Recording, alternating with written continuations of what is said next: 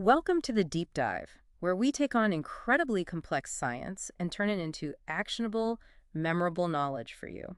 Today, we are undertaking a deep dive into the engine room of the human body. I like that, the engine room. Yeah, our mission is to shortcut one of the most fundamental processes in biochemistry, how your cells extract the maximum possible energy from the food you eat, carbs, fats, proteins, and transform that into ATP, Which is the cell's main energy currency, right? the one and only. So we're tracing the path of electrons from, a burger all the way to their final destination as water. And the thing that always gets me is just the sheer scale of the efficiency here. It's massive. I mean, aerobic life, which is us, captures a disproportionately huge amount of free energy compared to simpler anaerobic life forms. And that capture, it happens almost entirely inside the mitochondria, the classic powerhouse of the cell. It really is. This is where the two key processes, which are very tightly coupled, take place. Yeah. The respiratory chain, That's the part that transports the electrons, right, and oxidative phosphorylation. which is what actually makes the ATP. Exactly. So today we're going to unpack this piece by piece. We'll start with the architecture, because you can't understand the process without the building. Okay. Then we'll follow the electrons through 4 huge protein complexes and finally get to this incredible rotary engine that uses the electron flow to literally spin out ATP. And this is so crucial because, as we'll get to later, if you disrupt this with, say, a simple poison, it can be instantly fatal. It's that critical. All right, so let's start with the structure. You said we have to begin there because the way the mitochondrion is built is the whole reason this works. That's absolutely right. It's all about its double membrane system. You've got the outer membrane, which is, relatively simple. It's pretty permeable to most small metabolites. So you can think of it as like the outer wall of a factory. Stuff can get in and out pretty easily. That's a great analogy. But the real boundary, the one that makes the whole system possible, is the inner membrane. Okay, what's so special about that one? It is intensely selective. I mean, it is highly impermeable. And the reason is, this is where all the machinery lives. The 4 complexes, the ATP synthase? All of it. Yeah. And all the specialized transporters. This membrane has to be a tight, sealed container to maintain the gradients we're about to talk about. And inside that inner membrane, you have the matrix. Yep. The matrix is the internal compartment, Mm-hmm. and it's where you house the machinery that prepares the fuel. So like the citric acid cycle. So citric acid cycle, beta oxidation of fatty acids, the pyruvate dehydrogenase complex, Eh. all the stuff that generates the reducing equivalents, the NADH and FADH2, that fuel the chain. So, okay, let's get this straight. We generate the fuel in the matrix. Right. The inner membrane houses the engine itself. Mm-hmm. And that little gap, the inner membrane space between the two membranes, that's where we're going to store all the potential energy. It's the reservoir. It's the storage tank. It's the space where the dam is built. Perfect. Let's get to the core process then. The electron transport. This is where it gets really cool. All that energy from food is collected onto these molecular couriers, NADH and FADH2.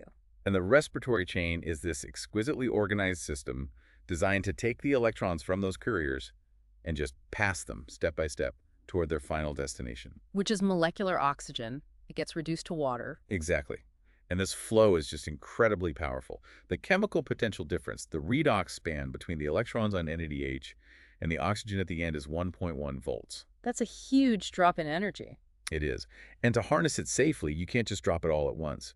The energy has to be released in these carefully controlled, stepwise amounts as the electrons travel through those 4 big protein complexes. So we have the 4 fixed complexes, I, Psi, 3, and 4, and then there are 2 mobile carriers that shuttle the electrons between them. That's right. The first is coenzyme Q, or ubiquinone. It's lipid-soluble, so it just moves around inside the membrane, carrying electrons from complex 1 or 2 over to complex 3.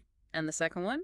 That's cytochrome C. It's a soluble protein that handles the much shorter jump from complex 3 to complex 4. Okay, so as the electrons flow, we're also relying on some specialized parts inside the complexes, like flavoproteins. Right, using FMN or FAD.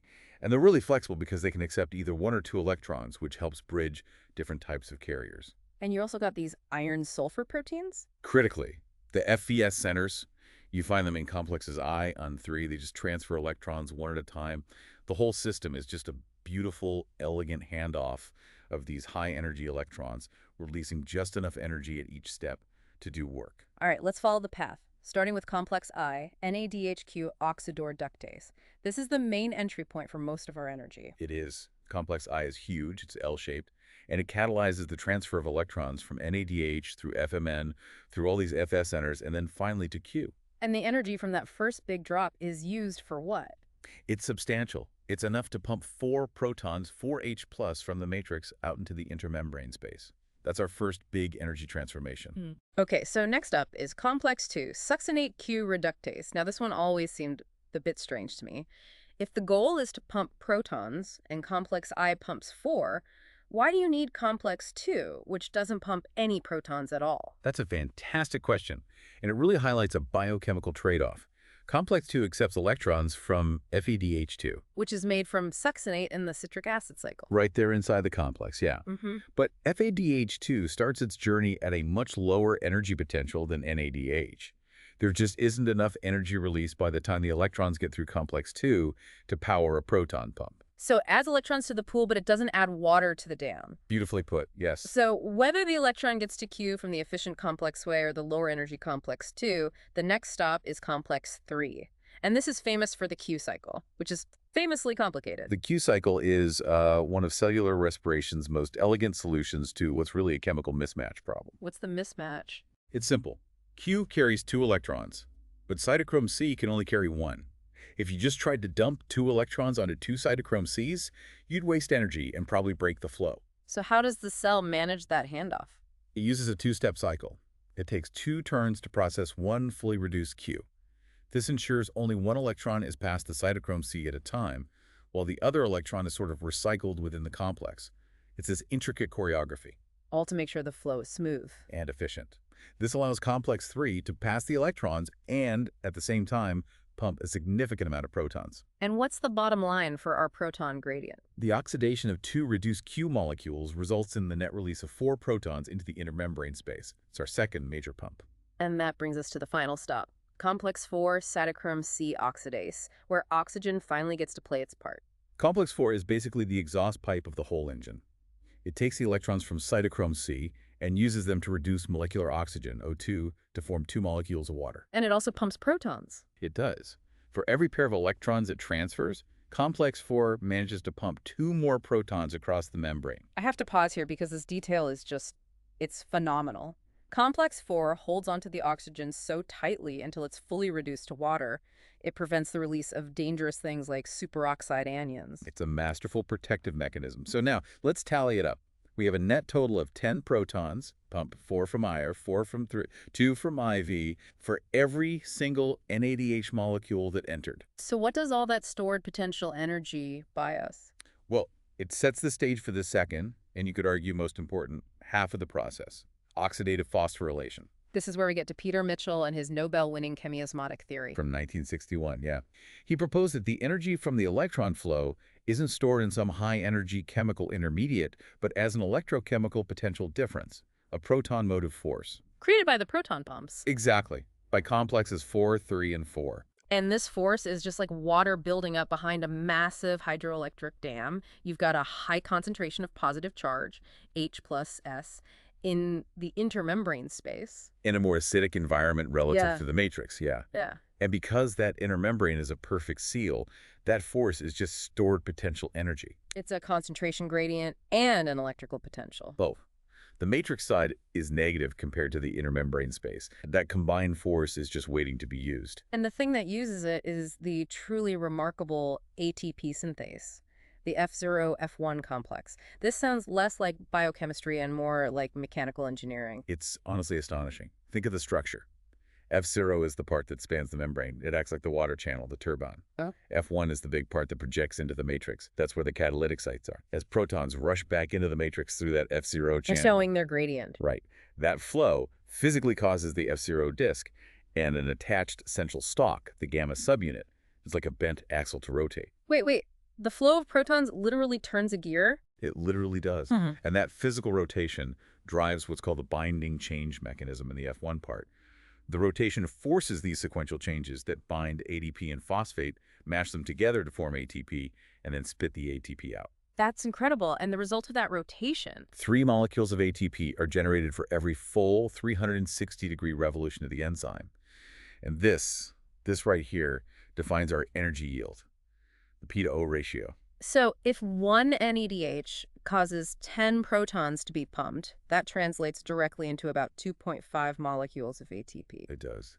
And for substrates that use FEDH2, which skip complex ion and only pump 6 protons, Through the half life. that only yields 1.5 molecules of ATP. That one ATP difference is the cost of skipping the powerful complex I pump. The major takeaway then is just it's huge. Nearly 90% of the ATP produced from the complete oxidation of glucose comes from this process. Which brings us to regulation. It's all regulated by what's called tight coupling.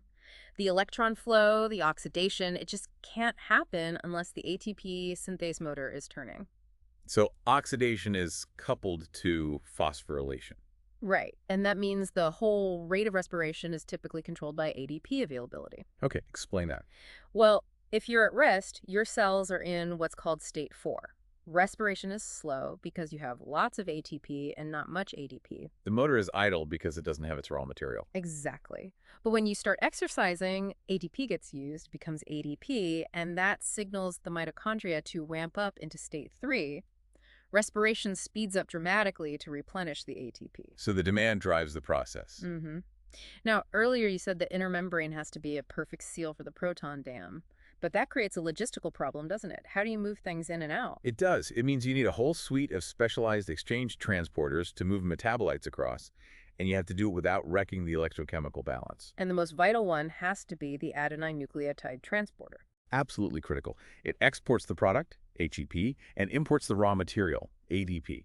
ATP has 4 negative charges, and it moves out of the matrix. ADP has 3 negative charges, and it moves in. Wait a minute. If you're swapping a 4- charge for a 3- charge, aren't you losing a net negative charge from the matrix? Doesn't that cost energy? That's a great observation. It does cost energy, but the existing electrochemical gradient, that strong negative potential inside the matrix, actually favors the exit of the more negative ATP. The cell basically uses a tiny bit of the gradient's power to push its product out the door.